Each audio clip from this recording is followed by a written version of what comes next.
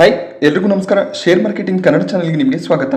September 12ರ market ಅಪ್ಡೇಟ್ನ ನೋಡೋದಾದ್ರೆ ಮಾರ್ಕೆಟ್ನಲ್ಲಿ ಇವತ್ತು ಒಳ್ಳೆ ಒಂದು ಪಾಸಿಟಿವ್ ಕ್ಲೋಸಿಂಗ್ ನೋಡೋದಕ್ಕೆ ಸಿಕ್ಕಿದೆ. ಸೆನ್ಸೆಕ್ಸ್ 321 ಪಾಯಿಂಟ್ನ ಗೇನ್ನೊಂದಿಗೆ ಕ್ಲೋಸಿಂಗ್ ಅನ್ನು ಕೊಟ್ಟಿದೆ. ಸೆನ್ಸೆಕ್ಸ್ ಈಗ 60,000 ಲೆವೆಲ್ನ ಮೇಲ್ಗಡೆ ಟ್ರೇಡ್ ಆಗ್ತಿದೆ. ಹಾಗೆ ನಿಫ್ಟಿ ಕೂಡ 103 ಪಾಯಿಂಟ್ಗಳ ಗೇನ್ನೊಂದಿಗೆ ಇವತ್ತು ಕ್ಲೋಸ್ ಆಯಿತು. ನಿಫ್ಟಿ 18,936 ಲೆವೆಲಲ್ಲಿ ಕ್ಲೋಸಿಂಗ್ ಅನ್ನು ಕೊಟ್ಟಿದೆ. ನಿಫ್ಟಿ 18,000 ಲೆವೆಲ್ಸ್ನ ಹತ್ತಿರ ಈಗ ಟ್ರೇಡ್ ಆಗ್ತಿದೆ. ಬ್ಯಾಂಕ್ ನಿಫ್ಟಿಯಲ್ಲಿ ಕೂಡ 158 ಪಾಯಿಂಟ್ಗಳ ಗೇನ್ ಇವತ್ತು ನೋಡೋದಕ್ಕೆ ಸಿಕ್ತು. ನಿಫ್ಟಿಯ ಟಾಪ್ ಗೇನರ್ಸ್ ಮತ್ತೆ ಲೂಸರ್ಸ್ ಅನ್ನು ಅಬ್ಸರ್ವ್ ಮಾಡಿದಾಗ ಟಾಪ್ ಗೇನರ್ ಸೆಗ್ಮೆಂಟ್ ನಲ್ಲಿ ಅದಾನಿ ಪೋರ್ಟ್ಸ್ ನೋಡೋದಕ್ಕೆ ಸಿಗ್ತದೆ. 3.5% ಅಪ್ಸೈಡ್ ನೊಂದಿಗೆ ಅದಾನಿ ಪೋರ್ಟ್ಸ್ ಇವತ್ತು ಕ್ಲೋಸ್ ಆಗಿದೆ. Tighten, Divi's lab, tech Mahindra, Axis bank ಅಲ್ಲೂ ಕೂಡ 2% ನಷ್ಟು ಅಪ್ಸೈಡ್ ಇವತ್ತು ನೋಡೋದಕ್ಕೆ ಸಿಕ್ತು. ಟಾಪ್ ಲೂಸರ್ ಸೆಗ್ಮೆಂಟ್ ಅಲ್ಲಿ ಕೋಲ್ ಇಂಡಿಯಾ ನೋಡೋದಕ್ಕೆ ಸಿಗ್ತದೆ. ಕೋಲ್ ಇಂಡಿಯಾದಲ್ಲಿ ಇವತ್ತು 2.5% ನಷ್ಟು ಕರೆಕ್ಷನ್ ನೋಡೋದಕ್ಕೆ ಸಿಕ್ತು. ಶ್ರೀ ಸಿಮೆಂಟ್ ಕೂಡ 1.5% ಡೌನ್ ಸೈಡ್ ನೊಂದಿಗೆ ಕ್ಲೋಸ್ ಆಗಿದೆ. ಶ್ರೀ ಸಿಮೆಂಟ್ ನಲ್ಲಿ ಒಳ್ಳೆ ಒಂದು ಪಾಸಿಟಿವ್ ಮೊಮೆಂಟಮ್ ಇತ್ತು. ಈಗ ಸ್ವಲ್ಪ ಕರೆಕ್ಷನ್ ನೋಡೋದಕ್ಕೆ ಸಿಗ್ತದೆ.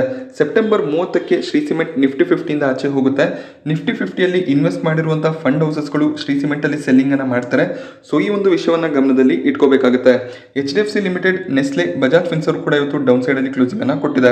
ಹಾಗೆ ಬಜಾಜ್ ಫಿನ್ಸರ್ವ್ ಅಲ್ಲಿ ನಾಳೆ ಎಕ್ಸ್ ಬೋನಸ್ ಮತ್ತೆ ಸ್ಪ್ಲಿಟ್ ಡೇಟ್ ಇರುತ್ತೆ. ಸೊ ನಾಳೆ ಪ್ರೈಸ್ ಕರೆಕ್ಷನ್ ನೋಡೋದಕ್ಕೆ ಸಿಗುತ್ತೆ.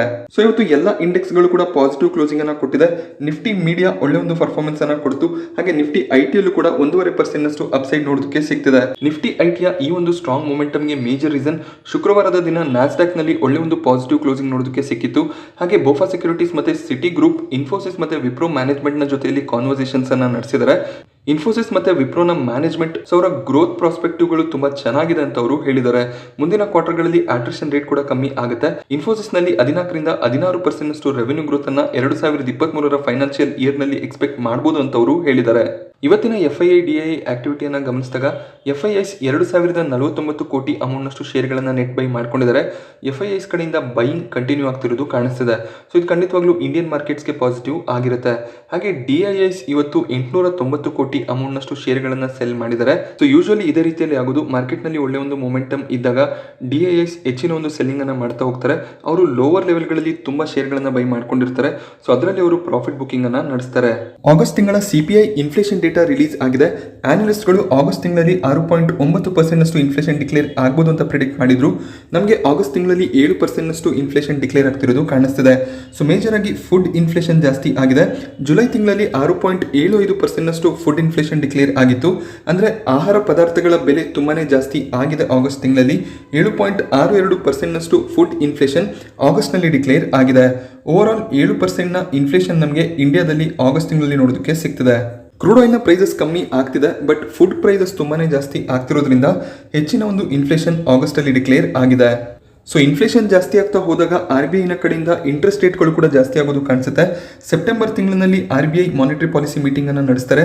ಸೊ 7% ನಷ್ಟು ಇನ್ಫ್ಲೇಷನ್ ಡಿಕ್ಲೇರ್ ಆಗಿರೋದ್ರಿಂದ 60 ಬೇಸಿಸ್ ಪಾಯಿಂಟ್ ಇಂಟ್ರೆಸ್ಟ್ ರೇಟ್ ಜಾಸ್ತಿ ಆಗ್ಬೋದು ಅಂತ ಅನಲಿಸ್ಟ್ಗಳು ಪ್ರಿಡಿಕ್ಟ್ ಮಾಡಿದ್ದಾರೆ. ಯಾವಾಗೆಲ್ಲ ಇಂಟ್ರೆಸ್ಟ್ ರೇಟ್ ಜಾಸ್ತಿ ಆಗುತ್ತೆ ಆಗ ಮಾರ್ಕೆಟ್ ನಲ್ಲಿ ಸ್ವಲ್ಪ ಪ್ಯಾನಿಕ್ ಕೂಡ ನಮಗೆ ನೋಡೋದಕ್ಕೆ ಸಿಗುತ್ತೆ. US ನ ಇನ್ಫ್ಲೇಷನ್ ಡೇಟಾ ನಾಳೆ ಸೆಪ್ಟೆಂಬರ್ 13ಕ್ಕೆ ರಿಲೀಸ್ ಆಗುತ್ತೆ. ಸೊ US ನಲ್ಲೂ ಕೂಡ ಎಕ್ಸ್ಪೆಕ್ಟೇಷನ್ ಗಿಂತ ಹೆಚ್ಚಿನ ಒಂದು ಇನ್ಫ್ಲೇಷನ್ ಡಿಕ್ಲೇರ್ ಆದ್ರೆ ಓವರ್ ಆಲ್ ಗ್ಲೋಬಲ್ ಮಾರ್ಕೆಟ್ಸ್ ನಲ್ಲಿ ಕರೆಕ್ಷನ್ ಬರುವಂತ ಸಾಧ್ಯತೆಗಳು ಇರುತ್ತೆ. ನಜಾರಾ ಟೆಕ್ ಅಲ್ಲಿ ಕಳೆದ 3 ದಿನದಿಂದ ಒಳ್ಳೆ ಒಂದು ಪಾಸಿಟಿವ್ ಮೊಮೆಂಟಮ್ ನಮಗೆ ನೋಡೋದಕ್ಕೆ ಸಿಗ್ತದೆ. ಅದಕ್ಕೆ major reason Google Play Store ನಲ್ಲಿ DFS, daily fantasy sports, Dream 11 Ballebaazi, so ಈ ರೀತಿಯ ಆಪ್ಗಳು ಲಾಂಚ್ ಆಗ್ತಿದೆ. ಸೆಪ್ಟೆಂಬರ್ 28, 2022ಕ್ಕೆ ಈ ಎಲ್ಲ ಗೇಮ್ಗಳು ಗೂಗಲ್ ಪ್ಲೇ ಸ್ಟೋರ್ ನಲ್ಲಿ ಲಾಂಚ್ ಆಗುತ್ತೆ. 1 ವರ್ಷದ ಪೈಲಟ್ ಫೇಸ್ ಇರುತ್ತೆ. 1 ವರ್ಷದ ಕಾಲ ಈ ಆಪ್ಗಳು ನಮಗೆ ಗೂಗಲ್ ಪ್ಲೇ ಸ್ಟೋರ್ ನಲ್ಲಿ ಅವೈಲೇಬಲ್ ಇರುತ್ತೆ. ಈ ಮುಂಚೆ ಈ ರೀತಿಯ ಆಪ್ಗಳನ್ನ ಗೂಗಲ್ ಪ್ಲೇ ಸ್ಟೋರ್ ನಲ್ಲಿ ಅಲೋ ಮಾಡ್ತಿರ್ಲಿಲ್ಲ. ಸೊ ನಾವು ಎಕ್ಸ್ಟರ್ನಲ್ ವೆಬ್ಸೈಟ್ಗಳಿಂದ ಈ ಆ್ಯಪ್ಗಳನ್ನು ಡೌನ್ಲೋಡ್ ಮಾಡಬೇಕಿತ್ತು. ಬಟ್ ಈಗ ಗೂಗಲ್ ಪ್ಲೇ ಸ್ಟೋರ್ನಲ್ಲಿ ಈ ಆ್ಯಪ್ಗಳು ಅವೈಲೇಬಲ್ ಆಗೋದು ನಜಾರಾಗೆ ಪಾಸಿಟಿವ್ ನ್ಯೂಸ್ ಆಗಿರುತ್ತೆ. ಯಾಕೆಂದರೆ ನಜಾರಾ ಹಾಲಾ ಪ್ಲೇ ಮತ್ತು ಸ್ಕಿಲ್ ಗೇಮಿಂಗ್ ಅನ್ನುವಂತಹ DFS ಆ್ಯಪ್ಗಳನ್ನು ಲಾಂಚ್ ಮಾಡಿದೆ. ಸೊ ಯಾವಾಗ ಈ ಆ್ಯಪ್ಗಳು ಗೂಗಲ್ ಪ್ಲೇ ಸ್ಟೋರ್ನಲ್ಲಿ ಅವೈಲೇಬಲ್ ಆಗುತ್ತೆ ಆಗ ಹೆಚ್ಚಿನ ಒಂದು ಇನ್ಸ್ಟಾಲೇಷನ್ ಕೂಡ ಆಗುತ್ತೆ. ಹೆಚ್ಚಿನ ಜನ ಈ ಆ್ಯಪ್ಗಳನ್ನು ಇನ್ಸ್ಟಾಲ್ ಮಾಡಿದಾಗ ಅದರಲ್ಲಿ ಆ್ಯಡ್ಗಳು ರನ್ ಆಗುತ್ತೆ. ನಜಾರಾದ ರೆವೆನ್ಯೂ ಕೂಡ ಜಾಸ್ತಿ ಆಗುವಂಥ ಸಾಧ್ಯತೆಗಳು ಇರುತ್ತೆ. ಸೊ ಅದೇ ಒಂದು ರೀಸನ್ ಇಂದ ನಜಾರಾದ ಶೇರ್ ಪ್ರೈಸ್ ನಲ್ಲಿ ಒಳ್ಳೆ ಒಂದು ಮೊಮೆಂಟಮ್ ಕಾಣಿಸ್ತಿದೆ. ಸೊ ನಜಾರಾ ತುಂಬಾನೇ ಕರೆಕ್ಟ್ ಆಗಿತ್ತು. ಬೋನಸ್ ಶೇರ್ಗಳನ್ನು ಕೂಡ ಮ್ಯಾನೇಜ್ಮೆಂಟ್ ಇಶ್ಯೂ ಮಾಡಿದ್ರು. ಈಗ ಒಳ್ಳೆ ಒಂದು ಮೊಮೆಂಟಮ್ ಕಳೆದ 3 ದಿನದಿಂದ ನೋಡೋದಕ್ಕೆ ಸಿಗ್ತದೆ. ಕ್ಯಾಮ್ಸ್ ಅಲ್ಲೂ ಕೂಡ ಇವತ್ತು 4.5% ನಷ್ಟು ಅಪ್ಸೈಡ್ ನೋಡೋದಕ್ಕೆ ಸಿಕ್ತು. ಇದಕ್ಕೆ major reason Motilal Oswal by rating ಅನ್ನು ಕೊಟ್ಟಿದ್ದಾರೆ. ಸ್ಟಾಕ್ ಅನ್ನು ಅವರು ಕವರ್ ಮಾಡಿದ್ದಾರೆ. 22% ನಷ್ಟು ಅಪ್ಸೈಡ್ ಅನ್ನು ನಾವು ಎಕ್ಸ್ಪೆಕ್ಟ್ ಮಾಡಬಹುದು ಮುಂದಿನ 12 ತಿಂಗಳಲ್ಲಿ ಅಂತ ಅವರು ಪ್ರಿಡಿಕ್ಟ್ ಮಾಡಿದ್ದಾರೆ. ಹಾಗೆ 3,000 ಟಾರ್ಗೆಟ್ ಪ್ರೈಸ್ ಅನ್ನು ಅವರು ಕ್ಯಾಮ್ಸ್ ಅಲ್ಲಿ ಕೊಡ್ತಿದ್ದಾರೆ. ಇವತ್ತು ಒಂದೇ ದಿನ 110 ಪಾಯಿಂಟ್ಗಳ ರ್ಯಾಲಿ ನಮಗೆ ಸ್ಟಾಕ್ ನಲ್ಲಿ ನೋಡೋದಕ್ಕೆ ಸಿಕ್ಕಿದೆ. ಕ್ಯಾಮ್ಸ್ ಮೇಜರ್ ಆಗಿ ಮ್ಯೂಚುವಲ್ ಫಂಡ್ ಡಿಸ್ಟ್ರಿಬ್ಯೂಷನ್ ಅನ್ನ ಮಾಡ್ತಾರೆ. So top 5 mutual fund houses ಗಳಲ್ಲಿ 4 ಮ್ಯೂಚುವಲ್ ಫಂಡ್ ಹೌಸಸ್ಗಳ ಡಿಸ್ಟ್ರಿಬ್ಯೂಷನ್ ಅನ್ನ ಇವರೇ ಅಂಡರ್ಟೇಕ್ ಮಾಡೋದು. ಆ ಒಂದು ರೀಸನ್ ಇಂದ ಒಂದು ಮೋನೋಪೋಲಿ ಬಿಸ್ನೆಸ್ ಕೂಡ ಆಗುತ್ತೆ. ಕ್ಯಾಂಪ್ಸ್ ಮ್ಯೂಚುವಲ್ ಫಂಡ್ ಡಿಸ್ಟ್ರಿಬ್ಯೂಷನ್ ನಲ್ಲಿ 70%ಗೂ ಹೆಚ್ಚಿನ ಮಾರ್ಕೆಟ್ ಶೇರ್ ಅನ್ನ ಹೊಂದಿದೆ. ಕಳೆದ 7-8 ತಿಂಗಳಿನಿಂದ ಸೈಡ್ ವೇಸ್ ಮೊಮೆಂಟಮ್ ನಮಗೆ ಕ್ಯಾಂಪ್ಸ್ ನಲ್ಲಿ ನೋಡೋದಕ್ಕೆ ಸಿಗ್ತದೆ. 3000 ಹೈಯಿಂದ ಸ್ಟಾಕ್ ಕರೆಕ್ಟ್ ಆಗಿತ್ತು. 2200ರವರೆಗೂ ಸ್ಟಾಕ್ ಹೋಗೋದು ಕಾಣಿಸಿತ್ತು. ಸೊ ಫಂಡಮೆಂಟಲಿ ಸ್ಟ್ರಾಂಗ್ ಇರುವಂತಹ ಸ್ಟಾಕ್ ಗಳನ್ನ ಈ ರೀತಿಯ ಪೀರಿಯಡ್ ಗಳಲ್ಲಿ ನಾವು ಹೋಲ್ಡ್ ಮಾಡಬೇಕಾಗುತ್ತೆ. ಖಂಡಿತವಾಗ್ಲೂ ಒಳ್ಳೆ ಒಂದು ಮೊಮೆಂಟಮ್ ಮತ್ತೆ ಈ ರೀತಿಯ ಸ್ಟಾಕ್ ಗಳಲ್ಲಿ ಎಕ್ಸ್ಪೆಕ್ಟ್ ಮಾಡಬಹುದಾಗುತ್ತೆ. ಈಗ ಬ್ರೋಕರೇಜ್ಗಳು 3000ವರೆಗೂ ಟಾರ್ಗೆಟ್ಸ್ ಗಳನ್ನ ಕೊಟ್ಟಿದ್ದಾರೆ. ಒಂದು ವರ್ಷದ ಕಾಲ ನೀವು ಹೋಲ್ಡ್ ಮಾಡ್ಕೊಂಡ್ರೆ 3200ವರೆಗೂ ಕ್ಯಾಂಪ್ಸ್ ಹೋಗೋದು ಕಾಣಿಸುತ್ತೆ. ಸೊ ಅದೇ ರೀತಿಯಲ್ಲಿ ದೀಪಕ್ ನೈಟ್ರೇಟ್ ಅಲ್ಲೂ ಕೂಡ ಆಲ್ ಟೈಮ್ ಹೈಯಿಂದ ತುಂಬಾನೇ ಕರೆಕ್ಷನ್ ನೋಡೋದಕ್ಕೆ ಸಿಕ್ಕಿತ್ತು.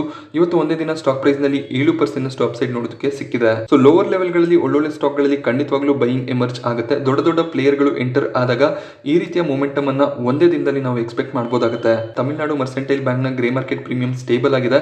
18ರಿಂದ 22 ರೂಪಾಯಿಯ ಗ್ರೇ ಮಾರ್ಕೆಟ್ ಪ್ರೀಮಿಯಂ ನೋಡೋದಕ್ಕೆ ಸಿಗ್ತದೆ.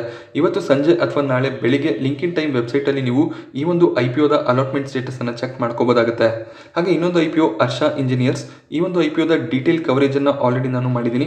ಸೊ ಆ ವಿಡಿಯೋ ಲಿಂಕ್ ಡಿಸ್ಕ್ರಿಪ್ಷನ್ ಬಾಕ್ಸ್ ಅಲ್ಲಿ ಮತ್ತೆ ಐ ಬಟನ್ ಅಲ್ಲಿ ಅವೈಲೇಬಲ್ ಇರುತ್ತೆ. ಗ್ರೇ ಮಾರ್ಕೆಟ್ ಪ್ರೀಮಿಯಂ 220 ರೂಪಾಯಿ ನಮಗೆ ನೋಡೋದಕ್ಕೆ ಸಿಗ್ತದೆ. 45 ಶೇರ್ಗಳ ಲಾಟ್ ಆಗಿರುತ್ತೆ. 10,000 ರೂಪಾಯಿಯಷ್ಟು ಲಿಸ್ಟಿಂಗ್ ಗೇನ್ ಗಳನ್ನ ಎಕ್ಸ್ಪೆಕ್ಟ್ ಮಾಡಬಹುದಾಗುತ್ತೆ. ಸೊ ಈ ಒಂದು ಐಪಿಒ ನ ಮಿಸ್ ಮಾಡ್ಕೊಳ್ಳೋದಕ್ಕೆ ಹೋಗಬೇಡಿ. ಖಂಡಿತವಾಗ್ಲೂ ಈ ಒಂದು ಐಪಿಒದಲ್ಲಿ ಎಲ್ಲರೂ ಕೂಡ ಅಪ್ಲಿಕೇಶನ್ಸ್ ಅನ್ನ ಹಾಕಬಹುದಾಗುತ್ತೆ. ಡಿಬಿ ರಿಯಾಲಿಟೀಸ್ ಅಲ್ಲಿ ಇವತ್ತು 5% ಅಷ್ಟು ಅಪ್ಪರ್ ಸರ್ಕ್ಯೂಟ್ ನೋಡೋದಕ್ಕೆ ಸಿಕ್ತು. ಅದಾನಿ ರಿಯಾಲಿಟೀಸ್ ಡಿಬಿ ರಿಯಾಲಿಟಿಯಲ್ಲಿ ಮರ್ಜ್ ಆಗುತ್ತೆ ಅನ್ನುವಂತ ಒಂದು ನ್ಯೂಸ್ ನೋಡೋದಕ್ಕೆ ಸಿಕ್ಕಿದೆ. ಸೊ ಇದು ಜಸ್ಟ್ ಒಂದು ರಿಪೋರ್ಟ್ ಆಗಿರುತ್ತೆ. ಇಂದು ಬಿಸ್ನೆಸ್ ಲೈನ್ ಈ ಒಂದು ರಿಪೋರ್ಟ್ ಅನ್ನ ಮಾಡಿದ್ದಾರೆ. ಅದಾನಿ ರಿಯಾಲಿಟೀಸ್ ಮಾರ್ಕೆಟ್ ನಲ್ಲಿ ಲಿಸ್ಟ್ ಆಗಿಲ್ಲ. ಸೊ ಅವರು ಡಿಬಿ ರಿಯಾಲಿಟೀಸ್ ನೊಂದಿಗೆ ಮರ್ಜ್ ಆಗಿ ಆಲ್ರೆಡಿ ಡಿಬಿ ರಿಯಾಲಿಟೀಸ್ ಏನು ಮಾರ್ಕೆಟ್ ನಲ್ಲಿ ಲಿಸ್ಟ್ ಆಗಿದೆ ಅದರ ಹೆಸರನ್ನ ಅದಾನಿ ರಿಯಾಲಿಟೀಸ್ ಅಂತ ಚೇಂಜ್ ಮಾಡುವಂತ ಪ್ಲಾನ್ಸ್ ಅನ್ನ ಹೊಂದಿದ್ದಾರೆ. ಹಾಗೆ ಅದಾನಿ ಗ್ರೂಪ್ ಡಿಬಿ ರಿಯಾಲಿಟಿಯಲ್ಲಿ ಹೆಚ್ಚಿನ ಒಂದು ಇನ್ವೆಸ್ಟ್ಮೆಂಟ್ ಅನ್ನ ಮಾಡ್ತಾರೆ ಅನ್ನುವಂತ ಒಂದು ನ್ಯೂಸ್ ಕೂಡ ಇದೆ. ಸೊ ಈ ನ್ಯೂಸ್ ಇನ್ನೂ ಕೂಡ ಕನ್ಫರ್ಮ್ ಆಗಿಲ್ಲ, ಜಸ್ಟ್ ಒಂದು ರಿಪೋರ್ಟ್ ಆಗಿರುತ್ತೆ. So Adani group cement, media ಈ ಎಲ್ಲ ಸೆಕ್ಟರ್ಗೂ ಕೂಡ ಎಂಟ್ರಿಯನ್ನ ಕೊಡ್ತಿದ್ದಾರೆ. ಸೊ ಅದೇ ರೀತಿಯಲ್ಲಿ ಇಂಡೈರೆಕ್ಟ್ ಆಗಿ ಡಿಬಿ ರಿಯಾಲಿಟೀಸ್ ನ ಮೂಲಕ ಅದಾನಿ ರಿಯಾಲಿಟೀಸ್ ಮಾರ್ಕೆಟ್ ನಲ್ಲಿ ಲಿಸ್ಟ್ ಆಗುವಂತ ಪ್ಲಾನ್ಸ್ ಗಳನ್ನ ಹೊಂದಿದ್ದಾರೆ. ಡಿಬಿ ರಿಯಾಲಿಟೀಸ್ ಮುಂಬೈನಲ್ಲಿ ಒಳ್ಳೊಳ್ಳೆ ಪ್ರಾಜೆಕ್ಟ್ಸ್ ಗಳನ್ನ ಮಾಡ್ತಿದ್ದಾರೆ. ಡಿಬಿ ರಿಯಾಲಿಟಿ ಬಳಿಯಲ್ಲಿ ಒಳ್ಳೊಳ್ಳೆ ಪ್ರಾಜೆಕ್ಟ್ ಪೋರ್ಟ್ಫೋಲಿಯೋಗಳು ಇದಾವೆ. ಐಟಿಸಿ ಗ್ರ್ಯಾಂಡ್ ಹೋಟೆಲ್ಸ್ ಆಗಿರ್ಬೋದು, ಮಹಾಲಕ್ಷ್ಮಿ ರೇಸ್ ಕೋರ್ಸ್, ಸೊ ಈ ರೀತಿಯ ಒಳ್ಳೊಳ್ಳೆ ಪ್ರಾಜೆಕ್ಟ್ಸ್ ಗಳನ್ನ ಡಿಬಿ ರಿಯಾಲಿಟೀಸ್ ಮಾಡ್ತಿದ್ದಾರೆ. 100 ಮಿಲಿಯನ್ ಸ್ಕ್ವೇರ್ ಫೀಟ್ 628 ಎಕರೆಯಷ್ಟು ಪ್ರೈಮ್ ಪ್ರಾಪರ್ಟಿಗಳನ್ನ ಡಿಬಿ ರಿಯಾಲಿಟೀಸ್ ಹ್ಯಾಂಡಲ್ ಮಾಡ್ತಾರೆ. ಹಾಗೆ 3,500 ಕೋಟಿ ಅಮೌಂಟ್ ನಷ್ಟು ಬಿಕೆಸಿ ರೆಸಿಡೆನ್ಷಿಯಲ್ ಪ್ರಾಪರ್ಟಿ ಪ್ರಾಜೆಕ್ಟ್ ಕೂಡ ಡಿಬಿ ರಿಯಾಲಿಟೀಸ್ ಬಳಿಯಲ್ಲಿ ಇದೆ. ಆಲ್ಮೋಸ್ಟ್ 24 ಪ್ರಾಜೆಕ್ಟ್ಸ್ ಗಳನ್ನ ಡಿಬಿ ರಿಯಾಲಿಟೀಸ್ ಹ್ಯಾಂಡಲ್ ಮಾಡ್ತಿದ್ದಾರೆ. 65,000 ಕೋಟಿಯಷ್ಟು ಪ್ರಾಜೆಕ್ಟ್ ಪೋರ್ಟ್ಫೋಲಿಯೋ ಇವರ ಬಳಿಯಲ್ಲಿ ಇದೆ. ಸೊ ಅದೇ ಒಂದು ರೀಸನ್ ಗೆ ಅದಾನಿ ರಿಯಾಲಿಟೀಸ್ ಡಿಬಿ ರಿಯಾಲಿಟೀಸ್ ನ ಜೊತೆಯಲ್ಲಿ ಮರ್ಜರ್ ಟಾಕ್ಸ್ ಅನ್ನ ಮಾಡ್ತಿದ್ದಾರೆ. ಸೊ NDTV ಕೂಡ ಇದೇ ರೀತಿಯಲ್ಲಿ ಆಗಿತ್ತು. ಕಂಟಿನ್ಯೂಸ್ ಅಪ್ಪರ್ ಸರ್ಕ್ಯೂಟ್ ಗಳು ನೋಡೋದಕ್ಕೆ ಸಿಕ್ಕಿತ್ತು. ಸೊ ನಿಮಗೆ ಲೋವರ್ ಪ್ರೈಸ್ ಗಳಲ್ಲಿ ಎಂಟ್ರಿ ಸಿಗೋದಿಲ್ಲ. ಅಕಸ್ಮಾತ್ ಈ ನ್ಯೂಸ್ ಕನ್ಫರ್ಮ್ ಆದ್ರೆ ಈ ರೀತಿಯ ಅಪ್ಪರ್ ಸರ್ಕ್ಯೂಟ್ ಕಂಟಿನ್ಯೂ ಆಗಬಹುದು. ಒಂದು ಹೈಯರ್ ಪ್ರೈಸ್ ನಲ್ಲಿ ಯಾರೆಲ್ಲ ಈಗ ಎಂಟರ್ ಆಗ್ತಿದ್ದಾರೆ, 80ರಿಂದ 90 ರೂಪಾಯಿಯ ಪ್ರೈಸ್ ಅಲ್ಲಿ ಯಾರೆಲ್ಲ ಎಂಟರ್ ಆಗ್ತಿದ್ದಾರೆ ಅವರೆಲ್ಲ ಹೈಯರ್ ಲೆವೆಲ್ ಅಲ್ಲಿ ಎಕ್ಸಿಟ್ ಆಗ್ತಾರೆ. ಆಗ ರಿಟೇಲ್ ಇನ್ವೆಸ್ಟರ್ಸ್ ಗಳಿಗೆ ಎಂಟ್ರಿ ಸಿಗುತ್ತೆ. ಅನುಪಮ್ ರಸಾಯನಲ್ಲಿ ಇವತ್ತು 1% ಅಷ್ಟು ಕರೆಕ್ಷನ್ ನೋಡೋದಕ್ಕೆ ಸಿಕ್ತು. ಸೆಪ್ಟೆಂಬರ್ 10ಕ್ಕೆ ಸೂರತ್ನ ಒಂದು ಪ್ಲಾಂಟ್ ನಲ್ಲಿ ಫೈರ್ ಇನ್ಸಿಡೆಂಟ್ ಆಗಿದೆ. ಸೊ 4 ಜನ ಈ ಫೈರ್ ಇನ್ಸಿಡೆಂಟ್ ನಲ್ಲಿ ಸಾವನ್ನಪ್ಪಿದ್ದಾರೆ. ಹಾಗೆ 20ಕ್ಕೂ ಹೆಚ್ಚಿನ ಜನರಿಗೆ ಇಂಜುರಿ ಆಗಿರುವಂತಹ ಸಾಧ್ಯತೆಗಳು ಇದೆ. ಸೊ ಈ ರೀತಿಯ ನ್ಯೂಸ್ ಗಳು ನೋಡೋದಕ್ಕೆ ಸಿಕ್ಕಿದಾಗ ಶೇರ್ ಪ್ರೈಸ್ ನಲ್ಲಿ ಸ್ವಲ್ಪ ಕರೆಕ್ಷನ್ ನೋಡೋದಕ್ಕೆ ಸಿಗುತ್ತೆ. ಹಾಗೆ ರಿಲಯನ್ಸ್ ಇಂಡಸ್ಟ್ರೀಸ್ ಇನ್ನೊಂದು ಬಿಸ್ನೆಸ್ ಅನ್ನ ಅಕ್ವೈರ್ ಮಾಡ್ಕೊಂಡಿದ್ದಾರೆ. ಶುಭಲಕ್ಷ್ಮಿ ಪಾಲಿಸ್ಟರ್ಸ್ ಅನ್ನುವಂತಹ ಕಂಪನಿಯನ್ನ ರಿಲಯನ್ಸ್ ಇಂಡಸ್ಟ್ರೀಸ್ ಅಕ್ವೈರ್ ಮಾಡ್ಕೊಂಡಿದ್ದಾರೆ. 1,592 ಕೋಟಿಗೆ ಈ ಒಂದು ಅಕ್ವಿಸಿಷನ್ ಆಗ್ತಿರೋದು ಕಾಣಿಸ್ತಿದೆ. ಸೊ ರಿಲಯನ್ಸ್ ಇಂಡಸ್ಟ್ರೀಸ್ ಕೂಡ ಅಷ್ಟೇ ಅದಾನಿ ಗ್ರೂಪ್ ನ ರೀತಿಯಲ್ಲೇ ಬೇರೆ ಬೇರೆ ಕಂಪನಿಗಳನ್ನ ಅಕ್ವೈರ್ ಮಾಡ್ತಾ ಹೋಗ್ತಿದ್ದಾರೆ. ಸೊ ದೊಡ್ಡ ದೊಡ್ಡ ಬಿಸ್ನೆಸ್ ಗಳು ಇದೇ ರೀತಿಯಲ್ಲಿ ಚೆನ್ನಾಗಿ ಪರ್ಫಾರ್ಮ್ ಮಾಡ್ತಿರುವಂತಹ ಸ್ಮಾಲ್ ಕ್ಯಾಪ್ ಬಿಸ್ನೆಸ್ ಗಳನ್ನ ಅಕ್ವೈರ್ ಮಾಡ್ತಾ ಹೋಗ್ತಾರೆ. ಟಾಟಾ ಗ್ರೂಪ್ ಭಾರತದಲ್ಲಿ ಐಫೋನ್ಗಳನ್ನು ಅಸೆಂಬಲ್ ಮಾಡ್ತಾರೆ ಅನ್ನುವಂಥ ಒಂದು ನ್ಯೂಸ್ ನಮಗೆ ನೋಡೋದಕ್ಕೆ ಸಿಕ್ಕಿತ್ತು. ಸೊ ಆ ಒಂದು ನ್ಯೂಸ್ನ ಪ್ರಕಾರ ಅವರು ಆಪಲ್ನ ತೈವಾನೀಸ್ ಸಬ್ಸಿಡರಿ ಜೊತೆಯಲ್ಲಿ ಮಾತುಕತೆಯನ್ನು ಕೂಡ ನಡೆಸ್ತಿದ್ದಾರೆ. ಸೊ ಇಂಡಿಯಾದಲ್ಲಿ ಒಂದು ಅಸೆಂಬ್ಲಿ ಯೂನಿಟ್ ಅನ್ನ ಟಾಟಾ ಗ್ರೂಪ್ ಸ್ಟಾರ್ಟ್ ಮಾಡ್ತಾರೆ ಅನ್ನುವಂಥ ಒಂದು ನ್ಯೂಸ್ ಇತ್ತು. ಸೊ ಆಪಲ್ ತಮ್ಮ ಐಫೋನ್ ಅಸೆಂಬ್ಲಿ ಬಿಸ್ನೆಸ್ ಅನ್ನ ಚೈನಾದಲ್ಲಿ ಕಮ್ಮಿ ಮಾಡಿ ಇಂಡಿಯಾಗೆ ಅದನ್ನ ಶಿಫ್ಟ್ ಮಾಡಬೇಕು ಅನ್ನುವಂಥ ಒಂದು ಪ್ಲಾನ್ಸ್ ಅನ್ನ ಹೊಂದಿದ್ರು. ಸೊ ಅದೇ ರೀತಿಯಲ್ಲಿ ಈಗ ಗೂಗಲ್ ಕೂಡ ಅಷ್ಟೇ ತಮ್ಮ ಐಫೋನ್ ಅಸೆಂಬ್ಲಿಯನ್ನ ಚೈನಾದಲ್ಲಿ ಕಮ್ಮಿ ಮಾಡಿ ಸೊ ಅದನ್ನ ಭಾರತಕ್ಕೆ ಶಿಫ್ಟ್ ಮಾಡಬೇಕು ಅಂತ ಇದ್ದಾರೆ. ಸೊ ಅದಕ್ಕೆ ಅವರು ಭಾರತದ ಮ್ಯಾನುಫ್ಯಾಕ್ಚರ್ಸ್ ಗಳಿಗೆ ಬಿಡ್ ಅನ್ನು ಸಲ್ಲಿಸಬೇಕು ಅಂತ ಕೂಡ ಹೇಳಿದ್ದಾರೆ. 5 ಲಕ್ಷದಿಂದ 10 ಲಕ್ಷ ಫೋನ್ಗಳ ಅಸೆಂಬ್ಲಿ ಭಾರತದಲ್ಲಿ ಆಗುವಂತ ಸಾಧ್ಯತೆಗಳು ಇರುತ್ತೆ. ಫಿಕ್ಸೆಲ್ ಸ್ಮಾರ್ಟ್ ಫೋನ್ಸ್ ಗಳನ್ನ ಚೈನಾದಲ್ಲಿ ಹೆಚ್ಚಾಗಿ ಅಸೆಂಬಲ್ ಮಾಡ್ತಾರೆ. ಸೊ ಅದನ್ನ ಈಗ ಭಾರತಕ್ಕೆ ಶಿಫ್ಟ್ ಮಾಡುವಂತ ಪ್ಲಾನ್ಸ್ ಅನ್ನ ಗೂಗಲ್ ಹೊಂದಿದ್ದಾರೆ. ಗೂಗಲ್ ವರ್ಷದಲ್ಲಿ 50 ಲಕ್ಷದಷ್ಟು ಫೋನ್ಗಳನ್ನು ಅಸೆಂಬಲ್ ಮಾಡ್ತಾರೆ. ಸೊ ಅದರಲ್ಲಿ 5 ಲಕ್ಷದಿಂದ 10 ಲಕ್ಷದಷ್ಟು ಫೋನ್ಗಳು ಭಾರತದಲ್ಲಿ ಅಸೆಂಬಲ್ ಆದ್ರೆ ಟೋಟಲ್ ಆಗಿ 10ರಿಂದ 20% ನಷ್ಟು ಅಸೆಂಬ್ಲಿ ಭಾರತದಲ್ಲಿ ಆದ ರೀತಿಯಲ್ಲಿ ಆಗುತ್ತೆ. ಸೊ US ಮತ್ತೆ ಚೈನಾದ ನಡುವೆ ಏನು ರೈವಲ್ರಿ ನಡೀತಿದೆ ಅದರ ಒಂದು ಅಡ್ವಾಂಟೇಜ್ ಭಾರತಕ್ಕೆ ಸಿಗ್ತಿರೋದು ಕಾಣಿಸ್ತಿದೆ. ಫ್ಲಿಪ್ಕಾರ್ಟ್ನ ಫೌಂಡರ್ ಆಗಿರುವಂತಹ ಸಚಿನ್ ಬನ್ಸಾಲ್ ಅವರು ನಾವಿ ಟೆಕ್ನಾಲಜೀಸ್ ಅನ್ನುವಂಥ ಒಂದು ಕಂಪನಿಯನ್ನು ಸ್ಟಾರ್ಟ್ ಮಾಡಿದ್ರು. ಆ ಒಂದು ಕಂಪನಿಯ IPOಗಾಗಿ ಅವರು ಸೆಬಿಗೆ ಡ್ರಾಫ್ಟ್ ಪೇಪರ್ಸ್ ಅನ್ನು ಸಬ್ಮಿಟ್ ಮಾಡಿದ್ರು. ಸೊ ಈಗ ನಾವಿ ಟೆಕ್ನಾಲಜೀಸ್ನ IPOಗೆ ಸೆಬಿ ಕಡೆಯಿಂದ ಅಪ್ರೂವಲ್ ಸಿಕ್ಕಿದೆ. ಸೊ ನಾವಿ ಟೆಕ್ನಾಲಜೀಸ್ ಮ್ಯೂಚುವಲ್ ಫಂಡ್ಗಳನ್ನು ಕೂಡ ಲಾಂಚ್ ಮಾಡಿದ್ದಾರೆ. ಅದೇ ರೀತಿಯಲ್ಲಿ ಅವರು ಫಿನ್ಸರ್ವ್ ಬಿಸ್ನೆಸ್ ಅನ್ನು ಕೂಡ ನಡೆಸ್ತಾರೆ. ಇನ್ಶೂರೆನ್ಸ್ ಸೆಗ್ಮೆಂಟ್ ಅಲ್ಲೂ ಕೂಡ ನಾವಿ ಟೆಕ್ನಾಲಜೀಸ್ ಕೆಲಸ ಮಾಡ್ತಾರೆ. 3,350 ಕೋಟಿಯ IPO ಆಗಿರುತ್ತೆ. ಇದು 2023ರಲ್ಲಿ ಈ ಒಂದು IPO ಬರುವಂತ ಸಾಧ್ಯತೆಗಳು ಇರುತ್ತೆ. ಸೆಬಿ ಕಡೆಯಿಂದ ತುಂಬಾ IPOಗಳಿಗೆ ಆಲ್ರೆಡಿ ಅಪ್ರೂವಲ್ ಸಿಕ್ಕಿದೆ. ಒಂದೊಂದೇ IPOಗಳು ಮಾರ್ಕೆಟ್ ಅಲ್ಲಿ ಲಾಂಚ್ ಆಗೋದು ಕೂಡ ಕಾಣಿಸುತ್ತೆ.